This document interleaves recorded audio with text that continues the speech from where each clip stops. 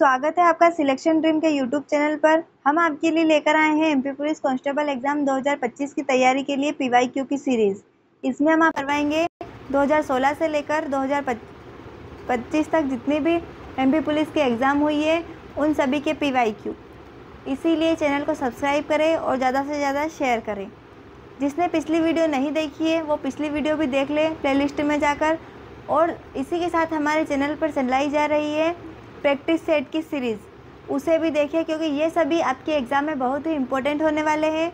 इस वीडियो में हम आपको करवाएंगे जीके और जनरल साइंस से संबंधित महत्वपूर्ण प्रश्न, तो इसीलिए वीडियो में अंत तक बने रहे।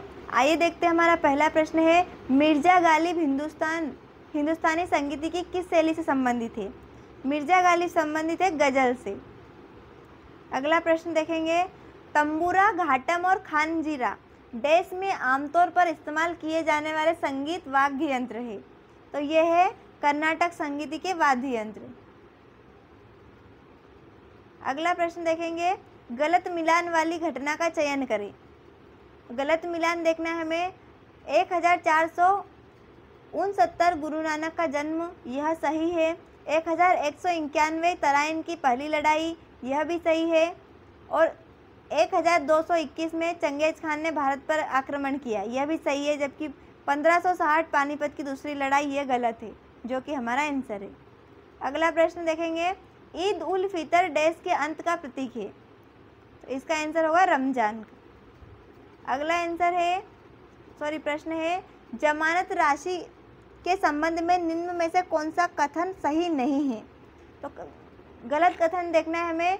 उम्मीदवार द्वारा कुल वैध मतों का 1/6% हिस्सा प्राप्त करने में नाकाम रहने पर जमानत राशि जब्त हो जाती है, यह सही है। संसदीय निर्वाचन क्षेत्र के लिए चुनाव लड़ने के लिए जमानत राशि 25,000 रुपये है, यह भी सही है। जबकि राष्ट्रपति और उपराष्ट्रपति चुनाव लड़ने के लिए जमानत राशि 20,000 रुपये है, यह गलत है, जो हमारा आंसर होगा। और डी ऑप्शन दिया हुआ है, विधानसभा निर्वाचन क्षेत्र के चुनाव लड़ने के लिए जमानत राशि 10,000 रुपये है। तो ए, बी और डी सही है, जबकि सी गलत है और सी हमारा आंसर होगा। अगला प्रश्न है, भारतीय संविधान की 10वीं अनुसूची किस विषय से संबंधित है? 10वीं अनुसूची संबंधित है दल बदल कानून से। अगला प्रश्न है, वायरलेस संचार पृथ्वी की सतह पर निम्न में से किस परत द्वारा परावर्तित होता है?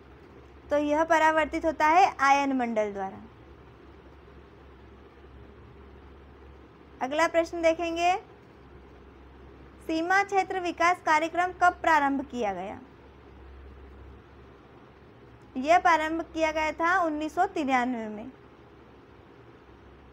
अगला प्रश्न है हमारा, मध्य प्रदेश में विश्व का सबसे बड़ा तैरता हुआ सोलर पार्क कहाँ बनाया जा रहा है?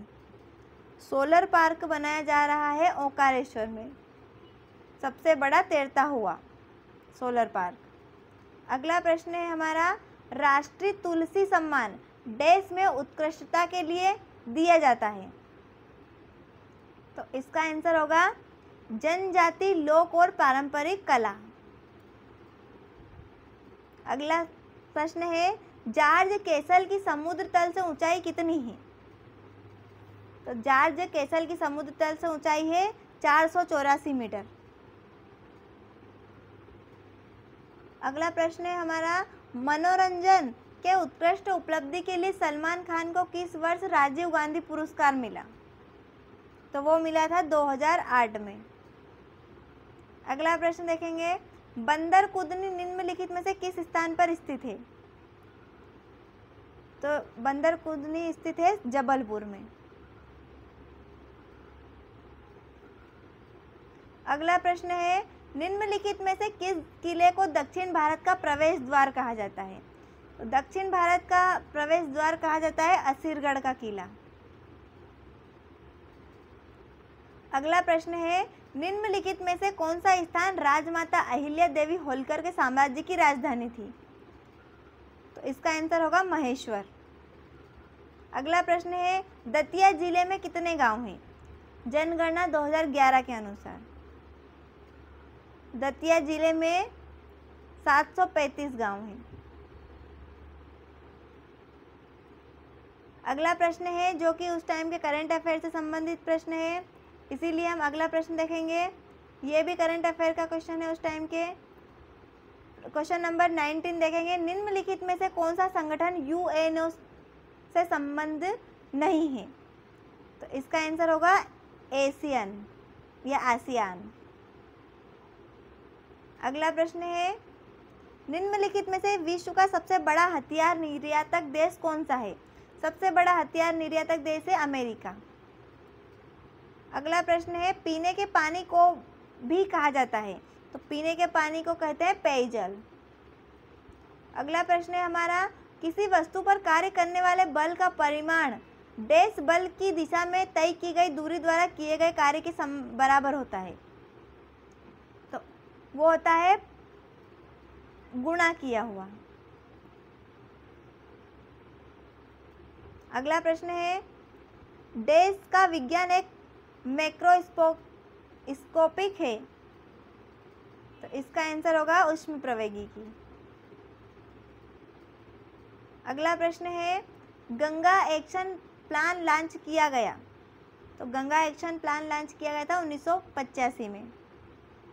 अगला प्रश्न है, नीली व्हेल का वैज्ञानिक नाम बताइए। नीली व्हेल का वैज्ञानिक नाम है बालानोप्टेरा मुस्कुलस।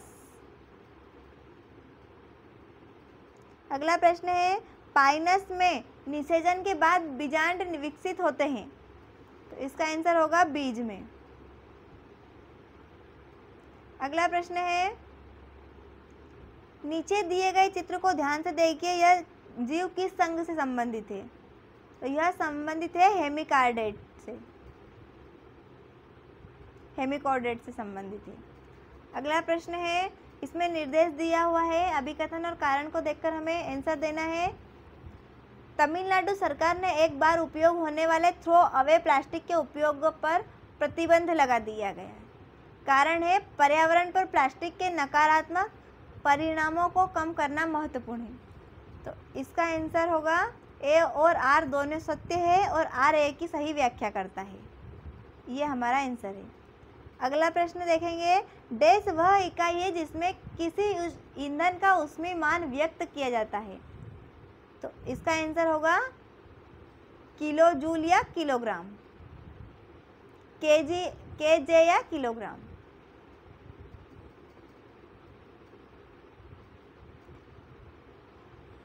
अगला प्रश्न है, इनमें से कौन सूक्ष्म पोषक तत्वों का उदाहरण है? सूक्ष्म पोषक तत्वों का उदाहरण है कैल्शियम। अगला प्रश्न है, निम्नलिखित में से कौन सा बायोगैस का मुख्य घटक है जिसका उपयोग खाना पकाने के लिए किया जाता है? तो इसका आंसर होगा मीथेन और कार्बन। अगला प्रश्न है, जल गैस डैश का मिश्रण है, तो जल कार्बन मोनोऑक्साइड और हाइड्रोजन।